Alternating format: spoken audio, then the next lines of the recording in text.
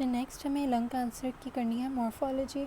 अब मॉर्फोलॉजी में पहले तो ये याद रखना है कि जो एडिनोकार्सिनोमा होता है ना, सब टाइप जो है इसका, वो पेरिफेरल रीजन में होगा लंग के, और जो स्क्वामस सेल कार्सिनोमा है वो सेंट्रल या फिर हाइलर रीजन में होगा। ठीक है। अब मॉर्फोलॉजी में सबसे पहले हम करेंगे एडिनोकार्सिनोमा। अब एडिनोकार्सिनोमा हमने किया है कि उसकी जो प्रिकर्सर लीजन होती है, सबसे पहले तो हमारे पास होता है एटिपिकल एडिनोमेटस हाइपरप्लेसिया। ये सबसे पहली लीजन होगी। ठीक है। इसमें क्या होगा, 5 मिलीमीटर से भी छोटी ये लीजन है जिसमें डिस्प्लास्टिक न्यूमोसाइट्स मिलेंगे, जो एल्वियोलर वॉल्स की लाइनिंग होती है ना उधर, और ये थोड़े से फिब्रोटिक होंगे, माइल्डली फिब्रोटिक। अब ये सिंगल भी हो सकता है या फिर मल्टीपल भी हो सकता है। क्या फिर नेक्स्ट जो हमें लीजन मिलेगी कैंसर होने से पहले, वो होगी एडिनोकार्सिनोमा इन साइटू। अब ये वाली लीजन जो है ना, ये 3 सेंटीमीटर्स तक होगी, और इसमें भी डिस्प्लास्टिक सेल्स होंगे जो कि एटिपिकल एडिनोमेटस हाइपरप्लेसिया वाले डिस्प्लास्टिक सेल से ज़्यादा डिस्प्लास्टिक होंगे।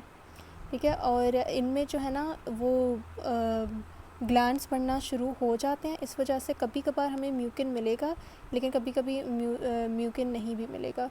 तो ये डिपेंड करता है, जिसमें म्यूकिन होगा उसे हम बोलेंगे म्यूसिनस है, और जो नहीं होता उसमें उसे नॉन म्यूसिनस बोलेंगे। अब नेक्स्ट होता है एडिनोकार्सिनोमा, जब फाइनली कैंसर हो जाता है। अब ये इन्वेसिव मेलिग्नेंट एपिथेलियल ट्यूमर होता है। ठीक है। इसमें ग्लैंडुलर डिफ्रेंशिएशन होती है, इस वजह से म्यूसिन प्रोड्यूशन होता है। अब ये जो है ना बहुत सारे डिफरेंट पैटर्न्स में ग्रो होता है एडिनोकार्सिनोमा। या तो ये एसिनर पैटर्न हो सकता है, या फिर लेपिडिक हो सकता है, या पैपिलरी, या फिर माइक्लो पैपिलरी। ठीक है। साथ में सॉलिड विथ म्यूकिन फॉर्मेशन होता है। अब ये हम लोगों ने ऑलरेडी किया है, एडिनोकार्सिनोमा जो है वो पेरीफ्री में होता है, और ये जो है स्क्वामस सेल कार्सिनोमा से ज़्यादा छोटे होते हैं एडिनोकार्सिनोमा। अब अगली बात हमें ये करनी है कि जो एडिनोकार्सिनोमास है ना, वो उसके जो सेल्स होते हैं वो TTF1 एक्सप्रेस करते हैं, थायराइड ट्रांसक्रिप्शन फैक्टर 1। और ये इस वजह से एक्सप्रेस करते हैं ये, क्योंकि ये जो फैक्टर है ना हमें नॉर्मल लंग की डेवलपमेंट के लिए चाहिए होता है, तो ये जो न्यू प्रोड्यूसिंग सेल्स होती हैं ना वो प्रोड्यूस कर रहे होते हैं। अब ये जो ट्यूमर है, मतलब एक यूँ लंग है, तो उसका जो ट्यूमर पेरीफ्री में है ना, वो जो है एक ग्रो करता है, उसके जो जो उसके वो वाले सेल्स होते हैं ना कॉर्नर वाले, वो क्रॉल होने लग जाते हैं, नॉर्मल अपीयरिंग एल्वियोलर सेप्टे में क्रॉल होने लगते हैं। उसको हम बोलते हैं कि लेपिडिक पैटर्न ऑफ स्प्रेड है। ठीक है। ये काफ़ी ट्यूमर्स में ये वैसे टाइप का स्प्रेड होता है। अब जो ट्यूमर्स हैं वो या तो इन्वेसिव हो सकते हैं या फिर माइक्रो इन्वेसिव हो सकते हैं। हम माइक्रो इन्वेसिव उनको तब बोलते हैं कि जब वो ट्यूमर्स जो है ना 3 सेंटीमीटर से छोटे हों, तो हाँ 3 सेंटीमीटर से जब छोटे होते हैं, और उनका जो इन्वेसिव कंपोनेंट है ना वो सिर्फ 5 मिलीमीटर्स तक होता है, और साथ में वो स्कारिंग भी होती है और लिपिडिक ग्रोथ पैटर्न होता है, तो हम बोलते हैं कि वो माइक्रो इन्वेसिव एडिनोकार्सिनोमा है। और माइक्रो इन्वेसिव जो है ना वो उनकी आउटकम और प्रोग्नोसिस वगैरह ज़्यादा बेहतर होती है। फिर नेक्स्ट हमारे पास होता है म्यूसिनस एडिनोकार्सिनोमा। ये जो होते हैं इनकी स्प्रेड जो है ना एरोजेनस होती है, और ये सैटेलाइट ट्यूमर्स बना लेते हैं। अब ये सॉलिटरी भी हो सकता है, मल्टीपल भी हो सकता है। ठीक है। ये म्यूसिनस एडिनोकार्सिनोमा थे। अब ये एडिनोकार्सिनोमा हो गया। अब नेक्स्ट है हमारे पास स्क्वामस सेल कार्सिनोमा। अब जो स्क्वामस सेल कार्सिनोमा होता है ना, इसकी बहुत स्ट्रॉन्ग एसोसिएशन है स्मोकिंग से। अब इसके जो प्रिकर्सर लीजन्स हैं वो होते हैं स्क्वामस मेटाप्लेजिया या फिर डिस्प्लेसिया सबसे पहला, और फिर होता है कार्सिनोमा इन साइटू। ठीक है। अब ये जो है स्क्वामस मेटाप्लेजिया और जो डिस्प्लेसिया था ना, ये ब्रोंकियल एपिथेलियम में होगा। फिर कार्सिनोमा इन साइटू जो है ना काफ़ी सालों तक होगा, और फिर फाइनली कैंसर हो जाएगा। अब जो एटिपिकल सेल्स होते हैं ना वो हम स्प्यूटम में डिटेक्ट करते हैं, या फिर हम ब्रोंकियल लिवाज में से जो फ्लूइड निकालते हैं उधर से भी डिटेक्ट कर सकते हैं। अच्छा, यूजुअली जो इन्वेसिव स्क्वामस सेल कार्सिनोमा होता है ना, वो जब होता है तो जाके सारे सिम्टम्स आने लगते हैं, वरना जो है ये बाकी जो हमने फाइंडिंग्स की ये सिर्फ रेडियोग्राफ में हमें मिलती हैं। अब इसकी जो बहुत सारे पाथवेज फॉलो कर सकता है ये ट्यूमर। या तो ये एक्सोफिटिकली ग्रो होगा ल्यूमेन के अंदर, और फिर जो है ना एक इंट्राल्यूमिनल मास हो जाएगी। अगर ये फर्दर ग्रो होगा तो फिर ऑब्स्ट्रक्शन हो सकती है ब्रोंकस की, जिसकी वजह से इन्फेक्शंस और डिस्टल एटिलेक्टेसिस हो सकता है। ठीक है, फिर कभी कभी ट्यूमर इतना ग्रो हो जाता है कि वो वॉल को भी पेनिट्रेट करने लगता है और साथ में ना वो इन्फिल्ट्रेट करने लगता है पेरी ब्रोंकियल टिश्यू में, और फिर आगे मीडियास्टिनम में और जो भी एडजेसेंट सारे स्ट्रक्चर्स है ना उधर तक पेनिट्रेट करने लगता है। ठीक है, ये या तो फिर कुछ इंस्टेंसेस में क्या होता है कि जो ट्यूमर्स हैं वो एक फ्रंट में ग्रो होने लगते हैं और एक कॉलीफ्लावर लाइक इंट्रापेरेन्काइमल मास बना देती हैं, जो कि आगे वाले सारे स्ट्रक्चर्स हैं ना उनको पुश करती है आगे की तरफ। लेकिन अच्छा, जो सारे अब तक सारे जो भी हमने वो किए हैं स्क्वामस सेल ट्यूमर्स, उनके जो न्यूप्लास्टिक टिश्यू है ना वो ग्रे वाइट कलर की होगी, इस तरह ग्रे वाइट होगी और फर्म और हार्ड होगी। ठीक है, और फिर कुछ जो ट्यूमर्स होंगे ना वो बहुत बल्की होंगे और उसमें बीच में फोकल एरियाज़ हमें मिलेगी नेक्रोसिस की और हेमरेज की, और ये रेड या फिर येलो अपीयरेंस होगी, उसकी सॉफ्टनिंग सी अपीयरेंस हो जाएगी जब नेक्रोसिस हो जाएगा। फिर जो ये नेक्रोसिस वाली एरिया ना ये कभी कभी कैविटेट भी कर सकती है। ठीक है, कैविटी सी प्रोड्यूस हो सकती है। ठीक है, फिर हिस्टोलॉजिकली अगर स्क्वामस सेल को हम देखेंगे तो हमें केरेटिनाइजेशन मिलेगी, साथ में हमें इंटरसेल्युलर ब्रिजेस मिलेंगे केरेटिनाइजेशन के। ठीक है, इंटरसेल्युलर ब्रिजेस मिलेंगे और केरेटिनाइजेशन होगी।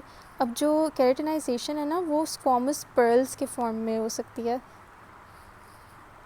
और साथ में जो है ना हमें साइटोप्लाज्म में बहुत डेंस इज़िनोफिल्स मिलेंगे। ठीक है, तो तीन हिस्टोलॉजी में हमें एक तो हमने कह दिया केरेटिनाइजेशन होगी, दूसरा इंटरसेल्युलर ब्रिजेस होंगे, और केरेटिनाइजेशन जो है ना वो स्क्वामस पर्ल्स के फॉर्म में होंगी, और साइटोप्लाज्म में इज़िनोफिल्स होंगे। साथ में जो सेल्स है ना उसमें माइटोटिक एक्टिविटी बहुत हाई होगी। हम और फिर ये जो वो है एक, अगर हम हिस्टोलॉजी में देखेंगे ना तो कभी अगर अब तक कैंसर नहीं हुआ तो हमें स्क्वामस मेटाप्लेजिया या फिर वही कार्सिनोमा इन साइटो भी मिल सकता है। ठीक है, फिर नेक्स्ट है स्मॉल सेल कार्सिनोमा। अब जो स्मॉल सेल कार्सिनोमा है ये बहुत ही हाईली मेलिग्नेंट ट्यूमर है और इसकी बहुत स्ट्रॉन्ग रिलेशनशिप है सिगरेट स्मोकिंग से, सबसे ज़्यादा इसी की है। अब ये जो है ना मेजर ब्रोंकाई में होता है या फिर लंग की पेरिफेरी में होता है, इन्हीं दो जगहों से ये राइज करेगा। ठीक है, इसकी कोई प्री इन्वेसिव फेज़ नहीं है, जैसे एडिनोकार्सिनोमा और स्क्वामस सेल कार्सिनोमा की तो थी ना, इसकी नहीं होती। अब क्योंकि ये जब पेशेंट आता है ना इसके साथ तो वो ऑलरेडी मेटास्टेसाइज कर चुका होता है ये ट्यूमर, और ये जो है बहुत फेटल ट्यूमर होता है। अब जो स्मॉल सेल कार्सिनोमा है ना उसमें स्मॉल सेल्स होंगे, उनके अंदर जो साइटोप्लाज्म होगा वो बहुत ही कम होगा। ठीक है, उसकी बॉर्डर्स जो हैं इल डिफाइंड होंगे, और जो न्यूक्लियस है ना वो ग्रैन्युलर होगा उसके अंदर क्रोमेटिन, इस वजह से एक सॉल्ट एंड पेपर पैटर्न बनेगा। अब जो उसके न्यूक्लियस के अंदर जो न्यूक्लियोला है वो या तो एब्सेंट होगा या फिर वो इनकन्स्पिक्यूअस होगा। अब जो सेल्स होंगे उनकी शेप राउंड, ओवल या फिर स्पिंडल शेप्ड होती है। ठीक है, और इसमें भी माइटोटिक एक्टिविटी बहुत हाई होगी। जो सेल्स होंगे वो क्लस्टर्स में ग्रो होंगे और उसके अंदर ना ग्लैंड्स होंगे और ना कोई स्क्वामस सेल्स होंगे। नेक्रोसिस इसमें एक्सटेंसिव होती है। ठीक है, और साथ में ये जो स्मॉल सेल कार्सिनोमास है ना ये बहुत हाई ग्रेड के होते हैं। अब इलेक्ट्रॉन माइक्रोस्कोपी जब हम करेंगे ना तो हमें उसके कोर में डेंस न्यूक्रोसिक्रेटरी ग्रैन्यूल्स नजर आएंगे।